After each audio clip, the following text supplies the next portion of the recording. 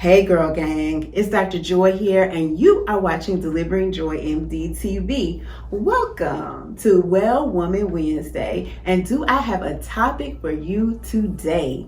Today I am talking about the COVID-19 vaccine and fertility. Yes, that's right, the COVID-19 vaccine and fertility, girl. Honey, this topic has broke the internet. The streets are talking, everybody's talking about it. So, you know, I had to go do all my digging and research and get all the news, the details, the exclusive report, and the receipts for you. So you want to make sure you watch this video all the way to the end. Make sure you keep watching.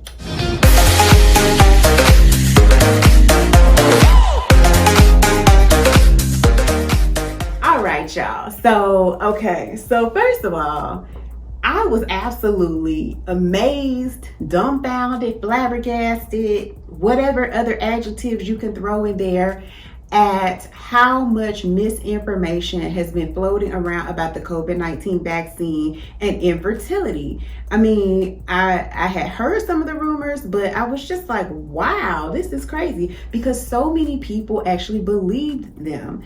And it has really kept quite a few people from getting vaccinated, which is the only real protection against the COVID-19 virus that we have, other than, you know, social distancing, hand washing, and wearing a mask, which is not really guaranteed, and we know that. So I wanted to learn more about where this rumor, this myth was coming from, and what was going on with all this info. So I cannot wait to jump into today's video. You know, if I went and dug into it, girl, I got all the tea and I got the receipts for you. So make sure you check out the description box, because if I'm talking about it, I'm backing it up. You got the articles, the data, so you can go dig through it for yourself, because I always like for you to make decisions for yourself.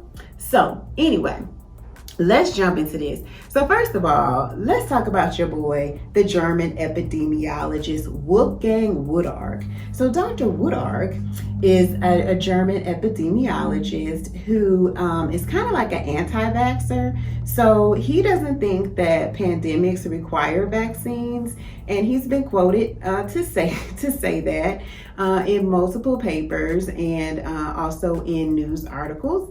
So Dr. Wodarg hooked up with a colleague who was a former Pfizer employee, and decided that they would get together and start a petition to try and keep Pfizer from starting clinical trials in Europe.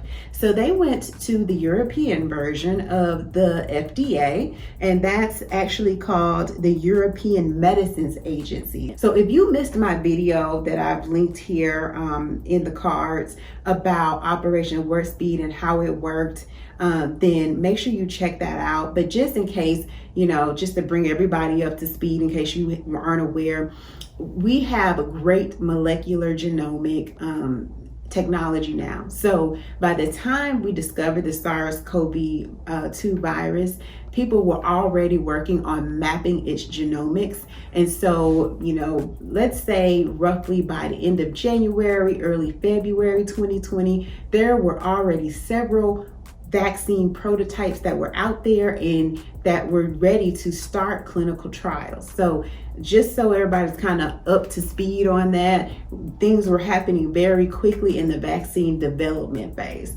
So this gentleman and his friend, his former Pfizer employee friend, decided to start this petition, and everybody has the right to do that, so that's cool. So they got together and decided to start this petition to block Pfizer from starting clinical trials in Europe.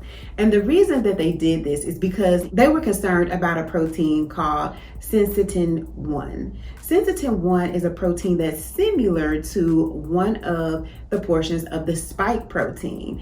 And in my video where I talk about how the Pfizer and Moderna vaccines work, I talk about how the mRNA vaccines cause our bodies to make the spike protein, so that the spike protein then gets presented to our immune system, and our immune system starts to make antibody against the spike protein.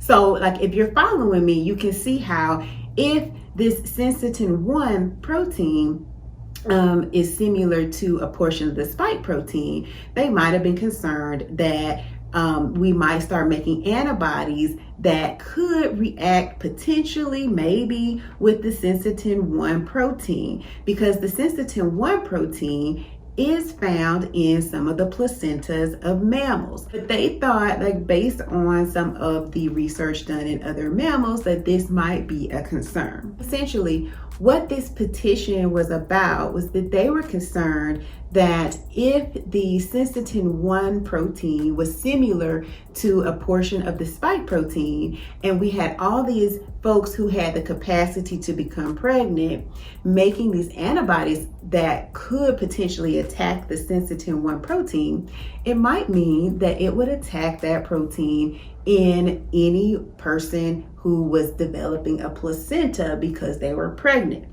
So, I mean, I could totally follow the idea or the argument, but here's the thing. If you are attacked by a deadly virus and you're dead, would you be able to make a placenta anyway? But anywho, that's just me. That was my line of thinking. But so they come out with this petition, and child, don't you know, everybody starts talking about it. So it gets published on anti-vaxxer blogs and websites and social media, and people start talking about it, and it gets into the news, and just all this stuff starts coming up, right?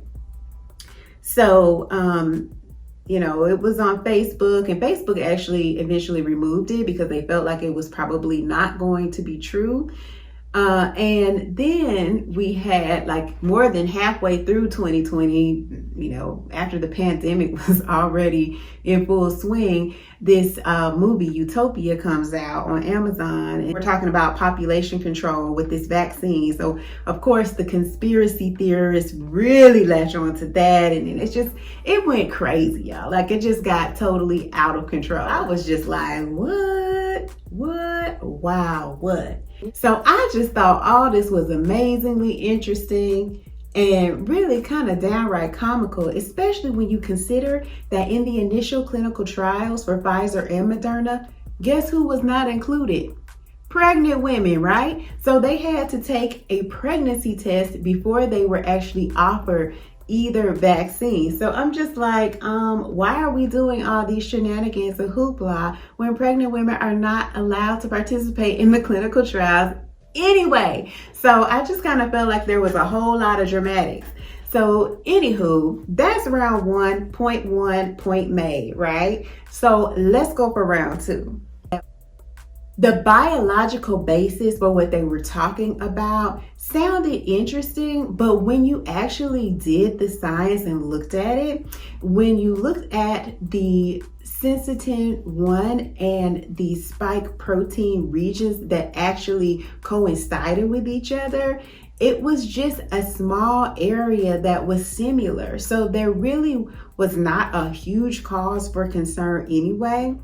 One comment that I found in my reading that I thought was so interesting is like this other scientist talked about the areas of the syncytin-1 protein and the spike protein that were similar.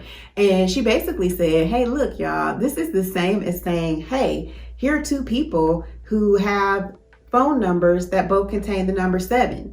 So the syncytin-1 protein and the spike protein areas that are similar are so small that there is very little cross-reactivity possible if you made an antibody to the spike protein versus an antibody to the syncytin-1 protein. Biologically, the cross-reactivity between the spike protein antibody and the syncytin-1 protein antibody just does not really match up. So biologically, we're not even in the same playing field, because if you just call any random number that has 7 in it, 8575309, you're not gonna get me, but you might get whoever's number that is. So I think we need to be realistic with what we're talking about and not just get carried away with the dramatics and theatrics of it all.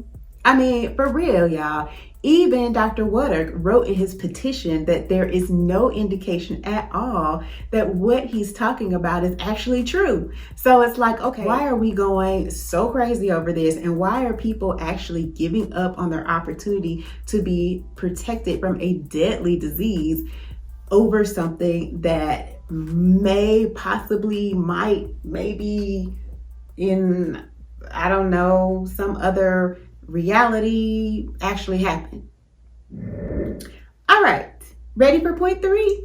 Me too. During the actual Pfizer clinical trial of over 37,000 people, which did not include pregnant folks, remember? So we're doing all this song, dancing, and hoopla for a study that's not going to include pregnant folks in the first place. But anyway, back to what I'm saying. Folks were asked to take a pregnancy test prior to beginning the study. But wouldn't you know, some people got pregnant during the actual trial. So 23 people during the trial actually got pregnant. 12 of those folks actually got the real vaccine, and 11 of those folks got a placebo or a fake vaccine. And so it was very interesting because those people who actually became pregnant after they had had the initial vaccine were offered the second part, because by that time they had already began actively making antibodies to the spike protein. So they got that actual second part if they opted to get it. And those who got the placebo vaccine also got the second part of the placebo if they opted to get it. But let's even take a step back from the study populations, right? So let's just consider the fact that so many people in the United States got COVID, right? Probably about 20% of the population that we know about, right? Because a lot of people didn't get tested and probably already had it or were asymptomatic and had it. But let's just think about it like this, because this is what I was thinking. So probably at least 20% of the United States population got COVID.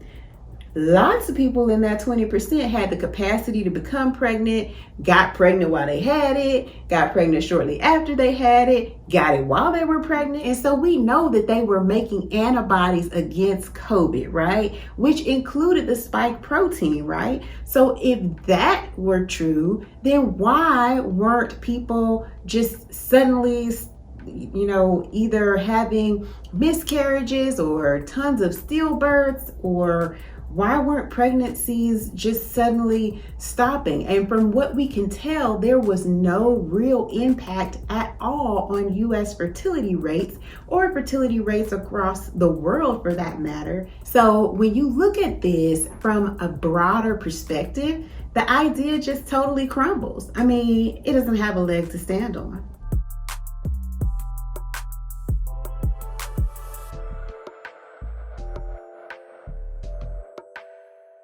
I mean, because think about it. If you have all these people walking around with the actual infection, why would a vaccine cause infertility if the actual infection does not cause infertility? That's something that we should really think about here. Now, did some folks who actually got the vaccine or who got the actual infection have some changes in their menstrual cycles? Yes, some people did report that, but there were very few changes, and the changes were very mild. And we know that different stressors on the body can change your menstrual cycles. So I think that that's something that we could definitely look into more. But y'all, come on now. Let's really think about this. Folks who had COVID were making all of these antibodies to all of these different proteins, not just the spike protein, but many of the proteins that are a part of the SARS-CoV-2 virus. And if these people are getting pregnant, and I can tell you with all certainty they are, because I'm telling you, the pandemic people are coming. I have not been able to catch a break. I don't even know how many babies have been born this month alone. I mean, I've been busier than I can remember being in July in a long time. So I know that lots of folks who have had COVID, who've had the COVID vaccine, who've been exposed to COVID are having babies, and I haven't seen a single problem with fertility running around here. So in terms of whether or not the COVID-19 vaccine affects fertility, I'm gonna say No, it absolutely does not. There is no scientific evidence to prove that.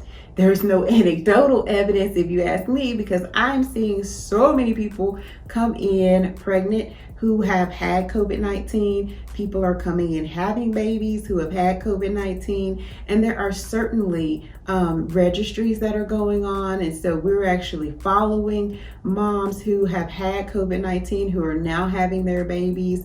And we want to see, like, hey, how does this maybe affect that mom after she gives birth? How does it maybe affect the baby? We have seen that moms who have had COVID-19, we are seeing antibodies being passed over to the baby. Moms who've had COVID-19 vaccinations are also passing antibodies and protection on to their babies. So definitely want to catch this Super Mama Sunday where I'll talk more about getting the COVID-19 vaccine in pregnancy. But y'all, let's stop with the conspiracy theories, okay? Because COVID-19 vaccine just has not shown any evidence of affecting fertility.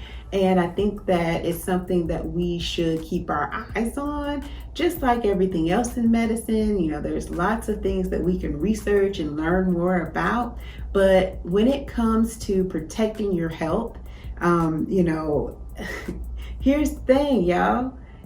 If you're dead, you're definitely going to be infertile. And I'll just share on a personal note, you know, I'm 41, right? No, I don't look a day over 18, but you know, I've been thinking about doing a IVF cycle to harvest my eggs. Well, I recently just did all of my fertility workup, and guess what? All my fertility studies are completely normal. I've been vaccinated since January 13th. I completed my second dose of the Pfizer vaccine January 13th, and all of my labs are completely normal. My eggs are fresh and ready to be harvested. So I feel real confident looking at you in the eye, eye to eye, and saying, hey, get your COVID vaccine. I can guarantee you this: if you're dead, you'll definitely be infertile. So I highly recommend protecting yourself against this very deadly virus, particularly the Delta variant, which we know is impacting younger people. They're becoming sicker, having much higher rates of hospitalization, needing to be admitted to the ICU, and requiring mechanical ventilation. So guys, protect yourself. Don't believe the hype. Go out here, get your COVID-19 vaccine, and be alive so that you can have some babies. All right, y'all. I hope that this video was helpful. I hope it debunked some of the myths and rumors, and I hope that you learned something today. Make sure you check out that description box so that you can read some of these articles, go through this information for yourself. And make sure you subscribe so that you don't miss a single Well Woman Wednesday episode. I'm gonna catch y'all next Wednesday, girl gang. Peace.